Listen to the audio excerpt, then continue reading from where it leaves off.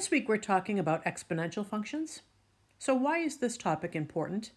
Well, exponential functions are used in many places, including in interest rates, radioactive decay, in the spread of disease, elements cooling or elements heating up, and population growth.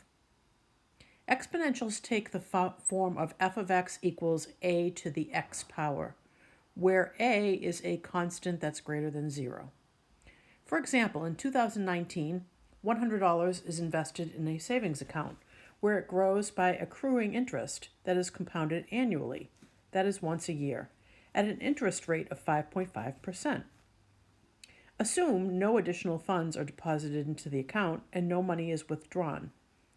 Give a formula for the function describing the amount A in the account after X years have elapsed. So these types of problems usually follow the formula A equals P times 1 plus R to the T, or to the X. The P here is the principal amount. So I would make the P be the $100 because that's what we're investing. So I would have A equals $100 times 1 plus, and the R is the interest rate, but right now it is in a percent and we need to make that into a decimal, and so it is 5.5 out of 100. That makes 0.55. When you move your decimal 2 places, it'd be 0.055 when you move your decimal 2 places over.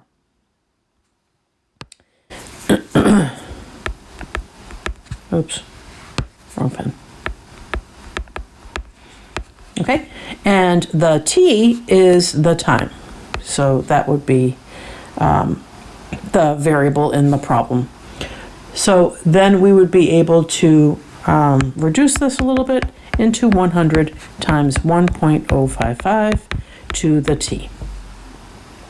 Now, don't forget, you cannot multiply the 100 times 1.055 because the exponent comes before the multiplication. Okay, in this section, we're also going to need to use the rules for exponents, which you probably remember from Algebra 2. And these are the following rules here. We will be getting a little bit more fancy than just having integer exponents now. However, for example, if I were to have the cube root of 3 times the cube, no, let's not say the cube root, let's say the 5th root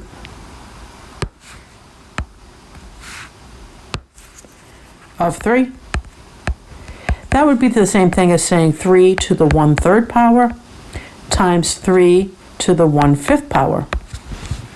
And so I know when I'm multiplying and I have the same base as I do in rule number 1, I can take the same base and I can add those two exponents together. So I'm going to add 1/3 plus 1/5. That means I need a common denominator.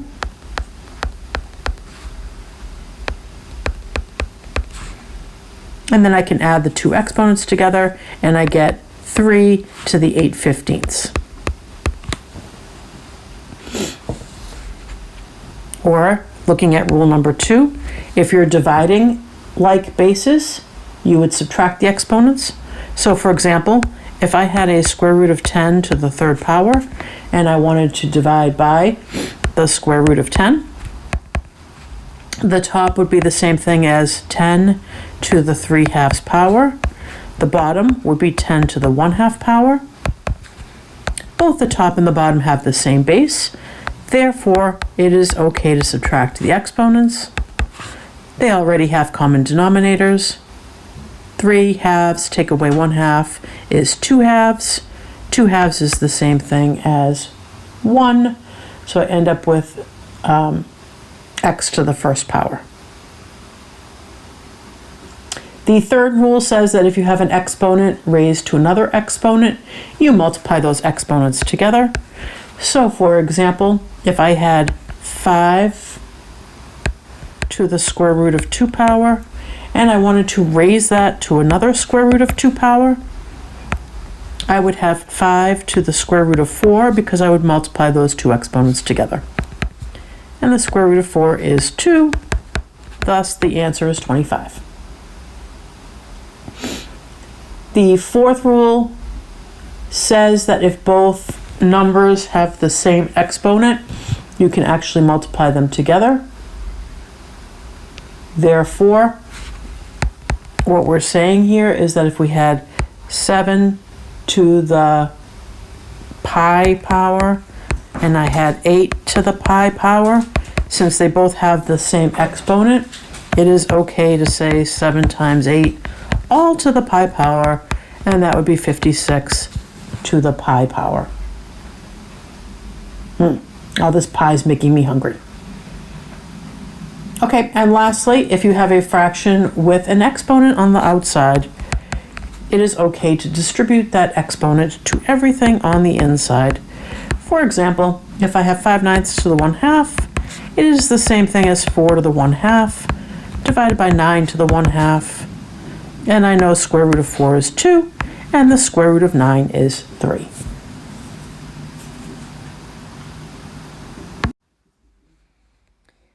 A natural exponential function is talking about y equals e to the x power. E is just a number. If you remember, it is a number in your calculator. It is 2.71828, rounded off. So it looks like this. You notice that e to the first power is 1, and that is going through 0, 1. E to the 0 power is 1. So it goes through 0, 1. Okay, so that's what e to the x looks like. So now what do you think the following will look like? 1 minus e to the x. Well, first of all, the minus e to the x part would be talking about taking that existing red function and reflecting it around the x-axis. So just looking at y equals negative e to the x, basically the whole thing would be reflected. So this would look like this, and this would come down this way.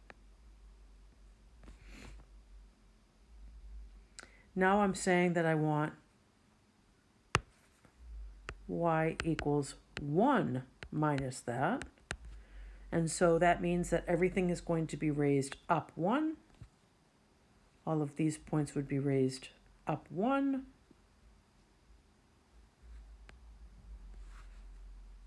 This point here would be raised up 1.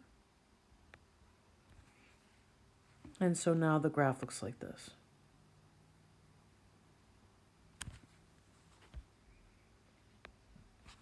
Okay. So all of the transformations we talked about in the last unit still hold true here. All right, I'm going to erase this, and then we're going to look at y equals e to the negative x. Okay, so y equals negative x. Let's make a little table of values here to see what maybe the table might look like. For example, if x were to be negative 2, I would end up with e to the positive 2. If x were negative 1, I would end up with e to the positive first. If x is 0, y is 1. If x is 1, I have e to the negative first power. That's the same thing as 1 over e. And if x is 2, I have e to the negative second power, which is 1 over e squared. So let's graph what that looks like. When x is negative 2, let me do this in blue. If x is negative 2, y is approximately 2 squared. It's a little bit bigger than 2 squared, but would say it's around 4-ish. If I make my dot big enough, no one knows the difference. When x is negative 1, y is e, which is around 2-ish. When x is 0, y is 1. Sorry for the doggy noise. So then that's what it ends up looking like after you graph all of those points. So now let's look at the next example. You notice that it's still the y equals e to the negative x, but now there's a minus 1. Now remember, as we looked at the last unit, it just meant that everything got translated down one place.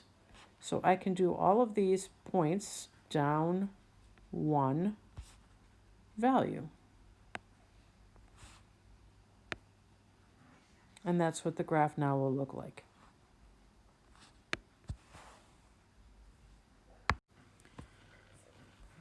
Exponential growth versus exponential decay. Whenever they're talking about exponential growth or exponential decay, you're going to use this following formula. Y equals y sub 0 times e to the kx. You will know that it's exponential growth when k is greater than 0, and you'll know that it's exponential decay when k is less than 0. An example of exponential growth occurs when computing interest compounded continuously. So whenever a problem says they want the interest compounded continuously, you would use this model. It is modeled by y equals p times e to the rt. P is the original principal deposited in the account, r is the interest rate as a decimal, and t is the time in units consistent with r. Often, investment companies use this formula to calculate the growth of an investment. So we're going to use this model to track the growth of $100 invested in 2019 at the annual rate of 5.5%. So I know that P is 100. I know that E is a constant. The interest rate is 5.5%. That is going to be 0.055. And T is in years, because the interest rate is in years. Now, what if we wanted to find out what happened to the account in the year 2023? Well, in 2023, we're going to assume that this is year number 4, because we've gone from 1999 to 2020, or 2019 to 2023. So T would be 4. So now I'm just going to make the time 4. And then I would pick up my handy dandy graphing calculator. And I would do this multiplication. I would do e to that exponent and multiply the answer by 100. And I end up with $124.61. Here's an example from your textbook. Laboratory experiments indicate that some atoms emit a part of their mass as radiation, with the remainder of the atom reforming to make an atom of some new element. For example, radioactive carbon-14 decays into nitrogen. Radium eventually decays into lead. If y sub 0 is the number of radioactive nuclei present at a time 0, the number still present at any later time t will be y equals y sub 0 e to the negative rt, where r is greater than 0. The number r is called the decay rate of the radioactive substance. For carbon-14, the decay rate is predetermined. It's been determined experimentally to be about r equals 1.2 times 10 to the negative 4th power when t is measured in years. Predict the percent of carbon-14 present after 866 years have elapsed. So out of the information given, we know that y sub 0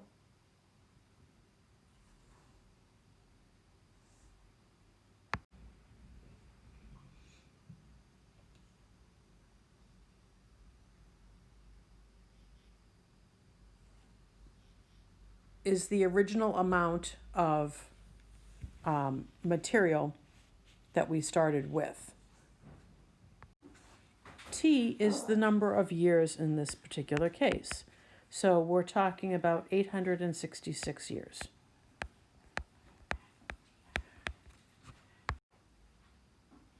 R is the rate, and the rate they told us is 1.2 times 10 to the negative fourth power. So what we know is that the amount we end up with would be the original amount times e to the negative 1.2 times 10 to the negative fourth times 866. If I put this piece of the problem into my calculator, I end up with 0.901 rounded off. So that results in this equation. That tells us that after 866 years, if this is the new amount, and this is the original amount, the comparison between the two tells us that we are left with about 90% of the original amount after the material decays, because 0.901 is approximately 90%. Okay, that's all I have for you for notes this week, and I will see you in class on Monday to discuss.